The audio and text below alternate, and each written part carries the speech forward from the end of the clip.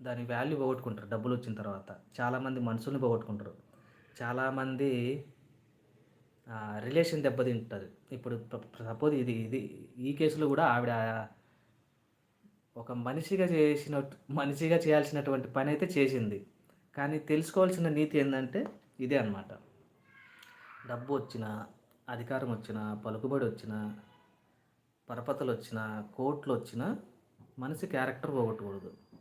మనిషి విలువలు పోగొట్టుకోకూడదు. అదైతే గుర్తుపెట్టుకోండి. ఎవ్వరైనా గూడా రూ. 1,00,00,000 డబ్బులొచ్చిన తర్వాత మాత్రం ఖచ్చితంగా మనిషి మారకూడదు. చాలామంది మారిపోతారు. అట్లా మారకండి. సో, ఈవిడ గూడా జాబ్ వచ్చిన తర్వాత అత్తమామలను పోషించుకునే స్తోమత ఉండి కూడా ఆవిడ అత్తమామలను వదిలిపెట్టి వెళ్ళిపోయింది. ఇప్పుడు అత్తమామలను వదిలిపెట్టిపోతే కొడుకు మీద ఆధారపడి ఉన్నటువంటి అత్తమామలు, అదే తల్లిదండ్రులు, వాళ్ళేం జేయాలప్పుడు? వాళ్ళు చేయాల్సిన పని రాజస్థాన్ హైకోర్టులో కేసేసిండ్రు. జెన్యూన్‌గానే ఏసినారు. ఏసిన తర్వాత జరిగినటువంటి సిచ్యువేషన్ ఏంటో తెలుసుకుందాం మళ్ళీ ఇప్పుడు. ఓకే. రాజస్థాన్ హైకోర్టు ఈ వ్యవహారాన్ని తీవ్రంగా పరిగణించి కారుణ్య నియామకం ఉద్యోగం కేవలం ఉద్యోగం పొందిన వ్యక్తిని మాత్రమే కాకుండా మరణించిన ఉద్యోగిపై ఆధారపడి ఉన్న మొత్తం కుటుంబాన్ని ఆదుకోవడమే ఆమె అని స్పష్టం చేసింది. ఇంట్లో సారాంశం ఏంటంటే అదే హైకోర్టు ఏం చెప్తుందంటే అతనిపై ఎవరైతే ఆధారపడి ఉన్నారో నాట్ ఓన్లీ తల్లిదండ్రులే కాదు, అక్క చెల్లెళ్ళు అంటే అన్మ్యారీడ్ వాళ్ళు మాత్రం, మళ్ళీ మ్యారీడ్ అయితే రారు వీళ్ళు దీంట్లోకి. సో, ఎవరైతే ఆధారపడి ఉన్నారో, అతని ఉద్యోగంపై ఎవరైతే ఆధారపడి ఉన్నారో, అతని మీద ఎవరైతే డిపెండ్ అయి ఉన్నారో వాళ్ళందరూ ఖచ్చితంగా ఈ కేసుకి పరిగణించబడతారు. అత్తమామలను పోషిస్తానని ఇచ్చిన హామీని ఉల్లంఘించడమే కాకుండా కారుణ్య నియామకం లక్ష్యానికే విరుద్ధమని వ్యాఖ్యానించింది.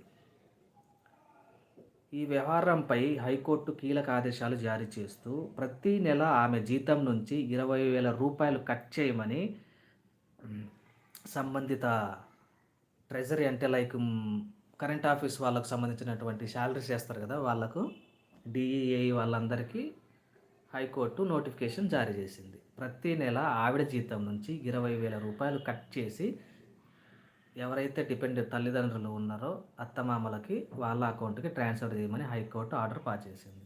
నిజమే కదా! ఆవిడ వాళ్ళ కోడలు వాళ్ళిద్దరిని పోషించుకుంటే నాకు తెలిసి వాళ్ళకు రోజు రూ. 100 ఖర్చు పెట్టినా ఇద్దరికి 3,000, 3,000 6,000. 6,000 ఇంకొక 4,000 వేసుకుందాం. 10,000తో పోయేది. ఆవిడ ఏకంగా రూ. 20,000 అత్తమామలకు కోర్టు ద్వారా ఇప్పించడం జరిగింది. ఒక రకంగా ఆమె మంచే చేసిందనుకోవాలి మనం. కోర్టు వల్ల కాకుండా కోర్టు ద్వారా ఆవిడ మంచిగా చేసిందనుకోవచ్చు. ఎందుకంటే అంటే ఈవిడ ఉన్నప్పుడు కనీసము 5,000, 10,000 కంటే ఎక్కువ ఖర్చు పెట్టేది కాకపోవచ్చు. ఎవరు పెడతారండి కోడళ్ళు అత్తమామల మీద? ఎవరు రేరు. ఉన్నటోళ్ళు ఉంటారు, కొంతమంది లేని వాళ్ళు ఉంటారు. అత్తమామల పేరు మీద కోడలు రూ. 20,000 కోర్టు ద్వారా ఇవ్వడం కూడా అది కూడా ప్లస్ అయింది. ఈవిడ బయటికి రావడము, అది కాస్త కోర్టే జప్తు చేసి రూ. 20,000 తల్లిదండ్రులకి ఇమ్మని అడగడం మంచిగా చేసిందన్న. ఇండైరెక్ట్‌గా ఆవిడ మంచిగా చేసిందనుకోవాలి. ఎందుకంటే ఒకవేళ ఈవిడ ఉండి అత్తమామలు పోషించుకుంటూ ఉన్నప్పుడు కనీసం ప్రతిసారి అత్త కావచ్చు, మామ కావచ్చు, కోడల దగ్గర చేయి చాచి అడగడం అనేది అడగలేరు. వాళ్ళు అడగలేరు. ఈవిడ కూడా అంతో ఇంతో ఐదో పదో ఇచ్చి వెళ్ళిపోయేది. కానీ కోర్టు ద్వారా ఆమె ఇండైరెక్ట్‌గా న్యాయమే చేసిందని నా ఒపీనియన్. నేను అనుకుంటున్నా అట్లా. ఆవిడ ఉంటే ఇంత కూడా ఇచ్చేది కాదు కదా! ఇచ్చేది కాదు, ఇయ్యదు, వాళ్ళు కూడా అడగరు. 2, 3 వేల కంటే ఎక్కువ ఖర్చు కాదు వాళ్ళకి. అవునా కదా చెప్పండి?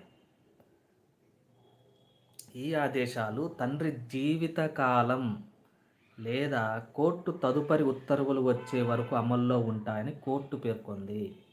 ఈ తీర్పుతో కారుణ్య నియామకాలను వ్యక్తిగత ప్రయోజనాలకే కాకుండా కుటుంబ సంక్షేమానికి సంబంధిత బాధ్యతను చూడాలనే స్పష్టమైన సందేశాన్ని రాజస్థాన్ హైకోర్టు వెలువరించింది. గుర్తుపెట్టుకోండి, ఇది ఇప్పుడు 150 కోట్ల మంది జనాభా ఉంటారేమో మన దేశంలో. ప్రతి ఒక్క కుటుంబానికి వర్తిస్తుంది. ఓకేనా? మళ్ళీ ఏదేదో మీకు నాకు